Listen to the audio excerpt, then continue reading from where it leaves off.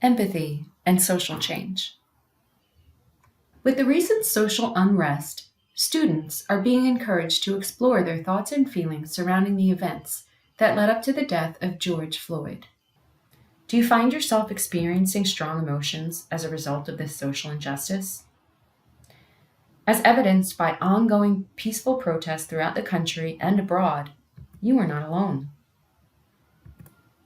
With regard to issues surrounding diversity, whether it's race, gender, language, religion, socioeconomic status, or lifestyle preference, ongoing conversations that raise awareness resulting from genuine self reflection can serve as a catalyst for change.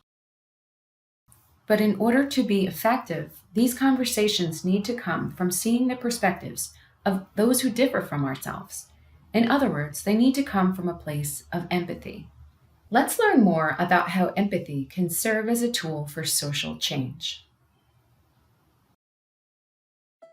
Empathy, a tool for social change.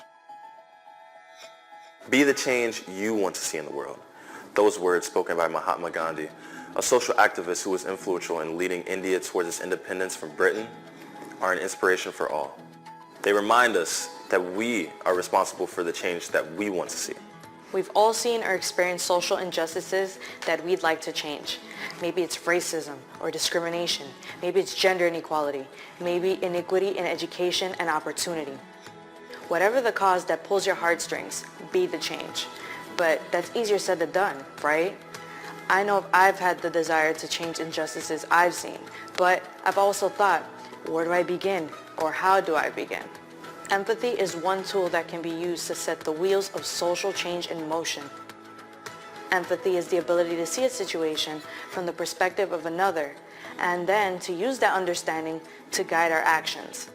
Empathy is more than awareness or concern or being kind or tolerant to those who are suffering or being treated unjustly. It's about understanding and seeing the situation from the other's points of view, to see their hopes and dreams, their everyday experience, including their suffering, and choosing to do something about it. It's often easier to recognize and stand up and make changes when our own rights have been violated, but sometimes it's harder to recognize when other people's rights have been violated, especially people different from ourselves. Sometimes it feels like different means wrong, but that is an unwarranted belief based on fear. It is this fear and misunderstanding that leads to discrimination and unfair treatment. Empathy allows us to see the commonalities between all people and inspires us to help others who are suffering or being mistreated or marginalized. So how do we learn to use empathy to see the world from another's perspective and use that knowledge to inspire social change? The first step is to be curious. Think about, ask questions, and try to imagine the situation from the other's perspective. Empathy grows into action through knowledge and understanding. Second, seek to understand those who may think or believe differently than you do. Acknowledge that there are two sides to every argument. For example, consider the perspectives of both the environmentalist and the oil company executive, or the religious person, or the one with no religious ties, or the opposing political groups across both sides of the Senate aisle and voting booths. Tolerance of differing opinions is not enough. We need to respect and value different perspectives in order to bring about change. And we do that by listening. Listening is more than just hearing another person's words. It's about trying to understand where they are coming from and their point of view. In other words, having empathy. Too often, when someone is saying something that we disagree with, our defenses go up and our minds close. Instead of listening, we can think about our counter-arguments. But empathy requires that we listen to understand, not to criticize, attack, or convince.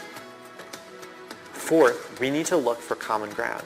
Sure, we all have differences, but when it comes right down to it, we are all working to meet the same basic needs for survival, safety, self-esteem, and a feeling of belonging. We're all working to ensure these needs are met for ourselves and our loved ones. And lastly, we can use empathy as a tool for social change by taking action. Empathy can be a catalyst to action, doing something that can positively change the lives of others, raising money, raising awareness, helping others through acts of service, like rebuilding homes after a hurricane, These are all specific actions that we can take to be the change that we want to see. And by being the change that we want to see, change will happen. The acronym CULTURE can help us to remember strategies for fostering social change with empathy. The first step is to communicate. Engage in conversations with people who differ from yourself. Make an effort to understand the perspective of others. Learn, ask questions, do research, gain knowledge about the different cultures around you. Allow yourself to trust, which is realizing that we all have the same needs and we all have something unique and valuable to offer the world.